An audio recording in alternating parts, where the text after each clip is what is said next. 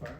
So, Ladd, can you just talk about your decision to come back and how close were you to going on into the draft? Shoot, I feel like I still had more to do here. I love it here. Love the guys here, coaches. So in that aspect, it was easy to come back and want to be with them and shoot, try to do it one more time. What kind of draft grade? Did you get a draft grade back? Do you have any idea? Yeah, it was had some good feedback, had some not good feedback. Stuff I liked, stuff I didn't like, but I feel like that's probably anybody. So hopefully come back this year, get a little more consistency, and then go from there. What was your reaction to the news that Todd Monken was leaving, and what have been your interactions with Mike Bobo so far? Yeah, Coach Monken, I have nothing but good things to say about him. Obviously, he's done a great job here. Did a great job, and should have nothing but respect for him. Hope he does good at the next level, and wish him nothing but the best. And as far as Coach Bobo, I mean, he did a lot for us last year.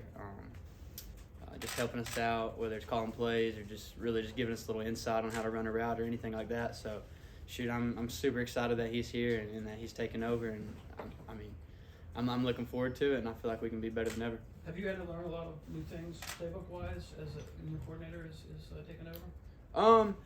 Not too much. We'll kind of see how it goes in spring. I mean, obviously, Coach Bobo's going to have his twist on things, but I feel like kind of keeping it the same with him being in the offense last year, I feel like it can kind of translate over a little bit. Did the events of the offset right after the parade, did that cast a pall on kind of the whole championship celebration thing? And if so, is that kind of end, with we getting back on the field?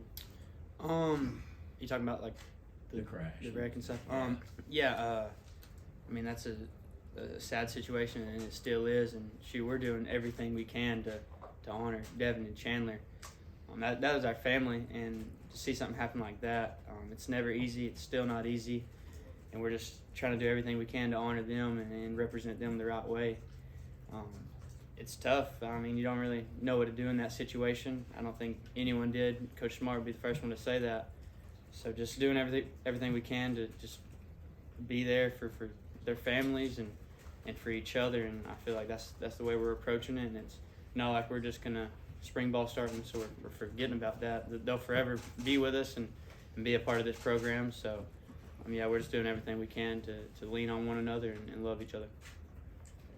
Ladd, when we talked to Carson at the national championship, he seemed like a guy who was ready to kind of take the spotlight. What have you seen from him over the past couple months now that Stetson's gone? He's kind of the most experienced guy in that quarterback room. Yeah, obviously him, Brock, Gunner, all our quarterbacks, being able to see what Stetson did and how he led us, I feel like a lot of them can feed off that and learn some things, and also bring other things that Stet might not have had that they have and bring to the table. So, yeah, we're super excited. I'm ready to see all of them compete in the spring, and shoot, I know they're going to get after it, and shoot, I'm excited. Matt, what have your impressions been so far of Rah and Dominic, and what do you feel like they can bring, especially with being an experienced receiver? Yeah, those guys came in and immediately wanted to learn the playbook. Immediately wanted to get in the weight room, wanted to get out there, get some work in. So those are two hard-working guys, and I can already tell that they're going to bring a lot for us, and they're going to give everything they have, and I'm excited to see them get out there and compete this spring. How would you sort of describe what each of them do well? I guess it's hard to say. I haven't really played with them much, but seeing what they did at Missouri and Mississippi State, y'all seen it too. They're explosive, make big plays, fast, good route runners. So yeah, I'm excited and shooting ready to compete with those guys.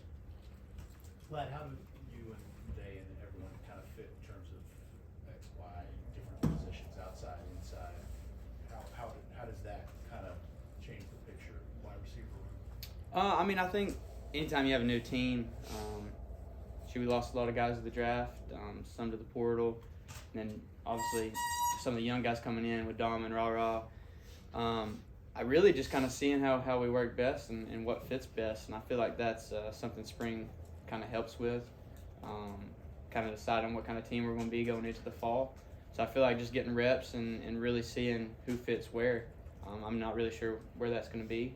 That's up to coaches, and shoot, I'm sure it'll show itself, and we'll go from there.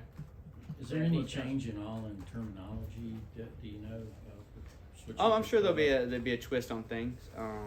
I mean, anytime a new OC comes in, obviously he's gonna want to do his thing, and Coach Bobo's done it for a long time, so we have full faith in him, and whatever he wants to throw at us, we're gonna do it. Lad, what kind of stood out about the 3 early enrollee receivers who are here right now? Yeah, again, just like the Dom and Rara, those guys that came in and wanted to work. I mean, I think all 3 of them were here prior to like the early enrolled, so they got a few practices in the bowl practices, and I mean, I saw it then. They were ready to get after it. They were hungry, so I'm excited to see those guys get to work too. That was some of the incidents that happened off the field since the national championship. Was that a wake-up call for players? Were you all talking about how to hold yourselves or do anything different off the field, or has this been a learning experience for you guys? I mean, I would say anytime you have some incidents like we did, it really hits you in a different way that other things haven't. So, I mean, I just kind of sit there and don't take any days for granted. Really, we're not guaranteed tomorrow, so go out and do everything you can and make the most of it. And you just, like I said, lean on one another, love each other, and just do everything you can to put your yeah, it's a tough situation. It's hard to even talk about, but yeah, just do what you can, and yeah, live every day like it's your last, really. Lad, with all the different movement, you know, the portal, people going pro, how big was Marcus coming back to the wide receiver? Yeah, I mean, he's a guy that's played a lot of football for us. He's a leader, does everything the right way.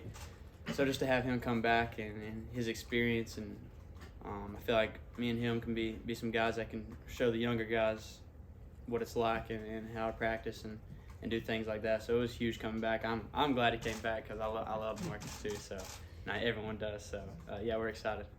How's your health, and how healthy were you in that national championship game? Yeah, I'm getting there. Taking it day by day. I wouldn't necessarily say I'm 100% yet, but I'm getting there. What's the issue? I mean, just a little banged up from the season. Anytime you play 15 games, probably not going to feel too great afterwards. But, yeah, I'm getting there. Trainer's done a good job, so I feel like rest was probably the biggest thing I needed. And, yeah, I'm ready to get back out there. How would you define the Georgia football culture? You know, there's been obviously some attacks on it given the events of this offseason.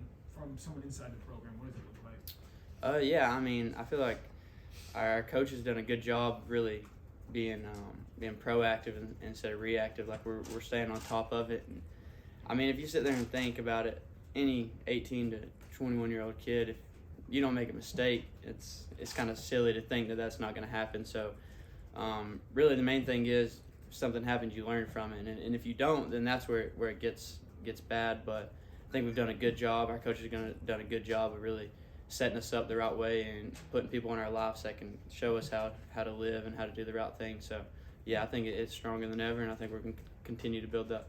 What do you mean by being proactive? I mean, really just like not waiting until stuff happens to get on top of it. Really be on top of it now, so we know what to do when situations happen, and we know how to act and act in the community and be the right people that we want to be.